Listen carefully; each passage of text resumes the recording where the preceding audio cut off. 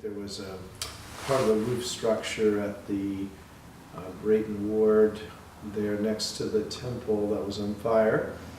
And so I think the fire had been an hour or two prior to that. They were in sort of the mop-up phase by the time I went down. And I went down just simply because it's the right thing to do, right? It's your neighbor's house is on fire, or in this case, the worship space. And so I just wandered down to see if I could help in some way. I couldn't put out the flames, but I might be able to, offer a prayer or lend a hand of support. And I believe there was a bishop there, perhaps from the temple, or maybe a representative from the church there itself. And I just made an offer of, if there's something we can do to help, we're happy to do so. And he was nice and cordial. It just said, well, we have things under control and things are okay now. Thank you for coming down. I said, well, fine. Well, your neighbor's up the street at St. Elizabeth's, and if we could help you out some way, we'd be happy to do so. And then I received a call a few hours later, I guess, and the gentleman's name, who escapes me now, just had said, were you serious about wanting to help us? And I said, well, of course I was serious. What do you need? And he said, well, our youth attend seminary. He said, you probably know that as like Sunday school.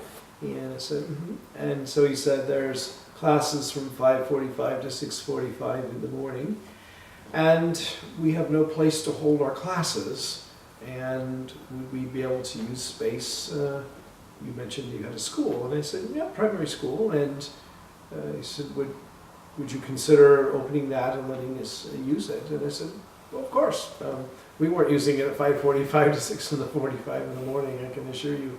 And so we put it together in fairly short notice and came down, and they looked at our space and said that it would be suitable. And so we had a nice meeting time of prayer. I think I organized a 3-throw game or something the first day just to break the ice. We sang some hymns together, prayed together, shot a few hoops together, and then pretty much the team from the local ward would come each morning and set up, and the kids would go to seminary, and then they would be all taken down and gone before our teachers even showed up to school. And that went on for probably the equivalent of an academic year, maybe the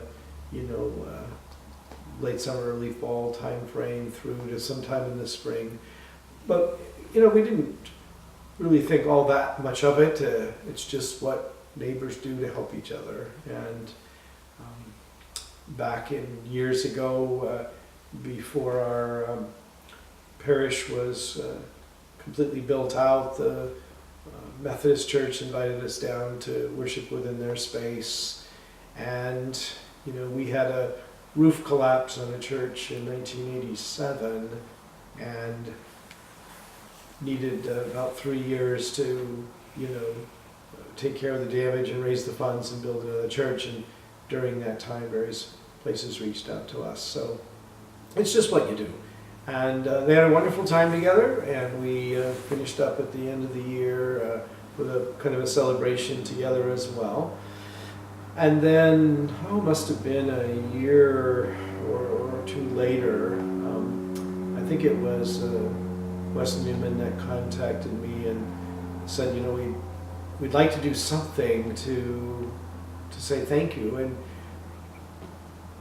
I said, well, you've already said thank you, and they'd given us some tables and various things. We didn't want anything for it. And he said, well, certainly you've got some kind of project that you need done. And so I looked around, and there was a lot of old shrubbery around the school building and looking kind of tired and sad. And I wanted to dig the soil down 6 inches and lay some fabric and put some bark in there and this and that.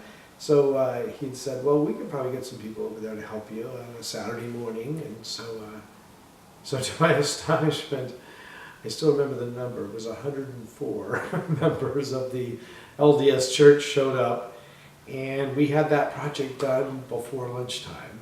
and then we cooked a barbecue together of some sort and had lunch and the like. So we were happy to help. We don't consider it all that big of a gesture, but it was deeply appreciated by the local LDS ward, and they came back and did a wonderful landscaping project for us. And then Russ and I have been in contact little bits over the years, and it's a very positive relationship.